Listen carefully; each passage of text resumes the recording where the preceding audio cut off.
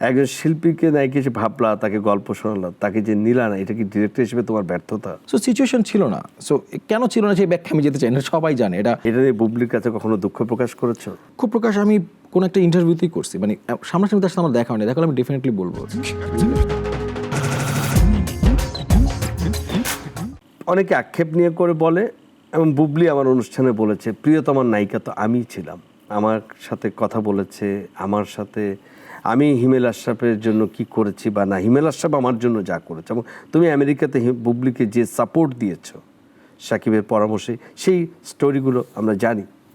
না, এটা কি বুবলি বলছে আমি কোনো সাপোর্ট দিই? কারণ আমি আসলে কোনো সাপোর্ট ওইখানে দিই না, যখন সে গেল সেখানে হ্যাঁ, যাওয়ার পরে কিন্তু সম্ভব তখন করোনার মধ্যে আসলে সত্যি কথা বাবু ভাই, আমি জানি না এটা rumour, it's not true, this true যে বুবলি আমাকে সাকিব ভাইয়ের কাছে নিয়ে গিয়েছিল। বুবলিকে আমি প্রথম গল্প শোনাইছি। আজকে সাকিব খানের সাথে আমার যে সম্পর্ক, আজকে সাকিব ভাইয়ের কাছে আমি যেতে পারি, সাকিব খানের মোবাইলে যে আমার নাম্বার সেভ করা, এই শুরুটা বুবলিকে দিয়ে, এটা অস্বীকার করার কোনো সুযোগ নেই।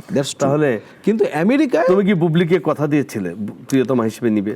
কথা দেওয়া না ভাই, এটা তো দেখেন বাবু ভাই, আসলে কি তুমি তাকে নায়িকা হিসেবে ভেবেছিলে কি? অবশ্যই।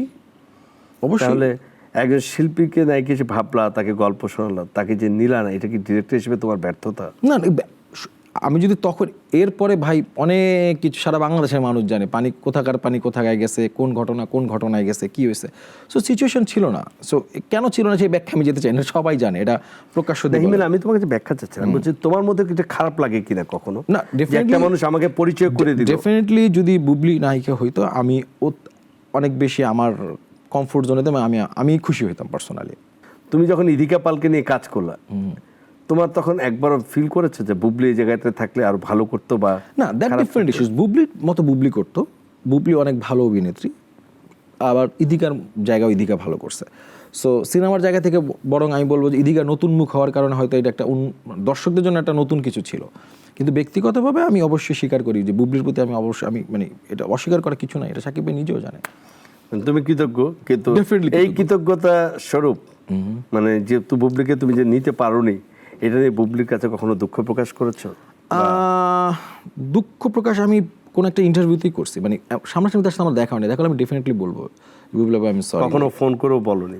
ফোন করা হয় না আসলে, কারণ উনি কোন সিচুয়েশনে থাকেন, মানে বিষয়টা খুব জরুরি। মানে দেখেন, মানে এটা আসলে কোনো সমস্যার সমাধান না। হ্যাঁ, সেও জানে সিচুয়েশন কি, আমিও জানি সিচুয়েশন কি, কিন্তু কখনো দেখা হলে ডেফিনেটলি আমি বলবো।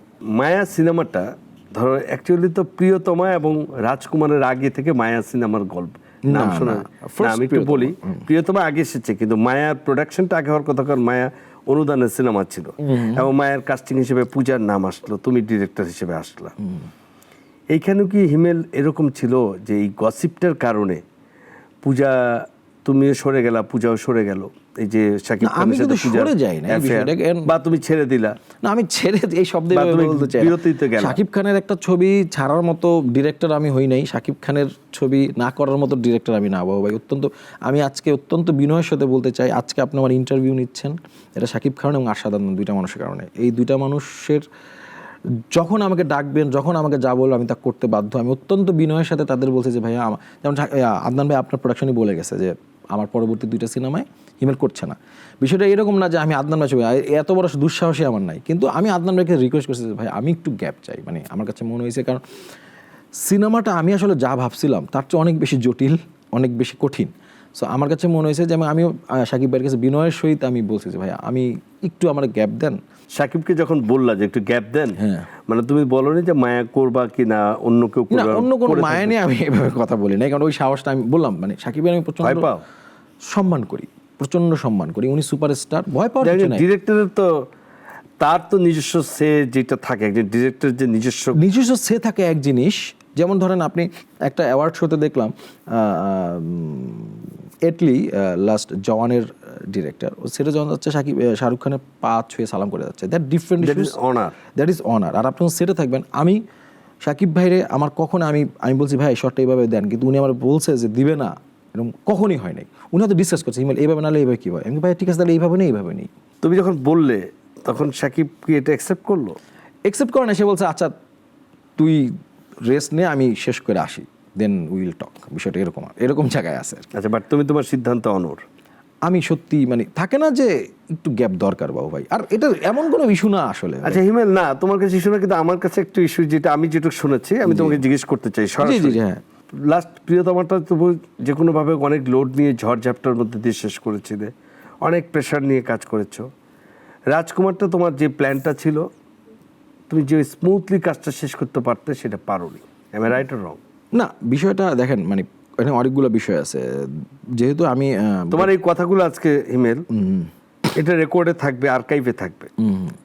আমি আশা করব যে মানে তুমি যদি মনে করো যে তোমার অন্যদিকে সমস্যা না হয়, না এখানে সমস্যা সত্যটুকু আমি বলি যেটা হচ্ছে, প্রথম কথা হচ্ছে আমাদের বাংলাদেশের সিনেমা ইন্ডাস্ট্রি যে একটা সিস্টেম থাকে, একটা চেইন অফ কমান্ড থাকে, সেটা আমাদের নাই।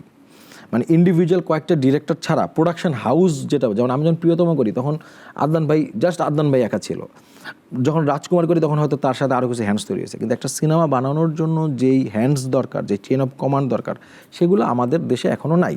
সে কিন্তু হচ্ছে। দুই নম্বর কথা, আমি যেহেতু 5 বছর বাংলাদেশে ছিলাম না, আমারও কোনো এডি টিম ছিল না বা আমার প্রপার টিম ছিল না। সেই জায়গা থেকে আমার কিছু এক্সট্রা জব করতে হয়েছে, যেটা আসলে আমার জব না। এক, 2 নম্বর কথা হচ্ছে, আপনি যখন এত বড় প্রোডাকশন করবেন বাবু ভাই, চেন্নাই শুটিং, বাংলাদেশে 9টা জায়গায় শুটিং, আমেরিকায় শুটিং, আপনাকে তো এক্সট্রা প্রেশার নিতেই হবে।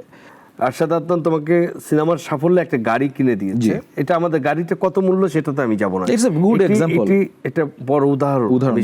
ডেফিনেটলি।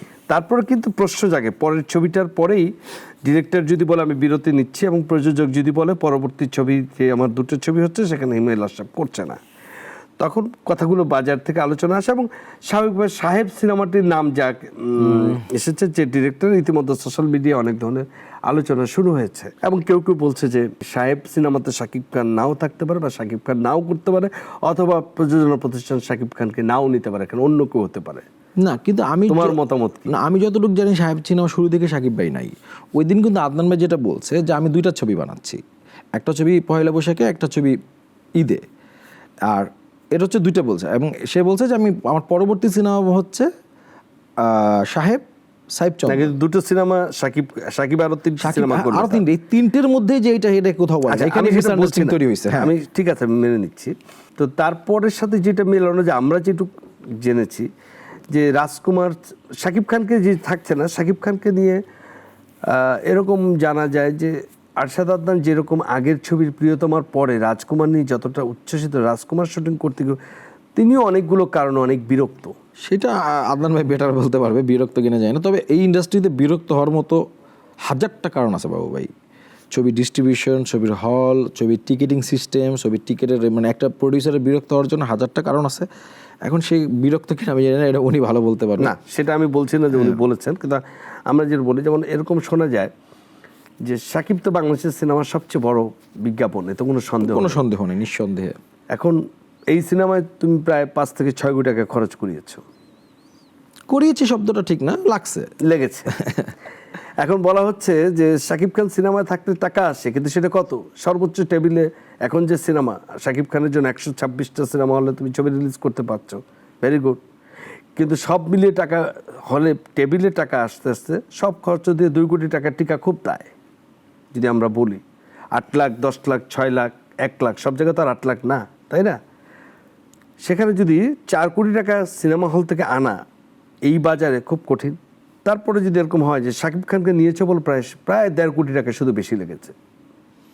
না, শাকিব খান তো সুপারস্টারকে কখন আমি বলবো, যখন সে যেমন প্রিয়তমার কারণে তাকে সুপারস্টার বলছে। আগে কিন্তু মানুষ সচরাচর সবাই বলতো না সুপারস্টার, বলতো Shakib is a big star.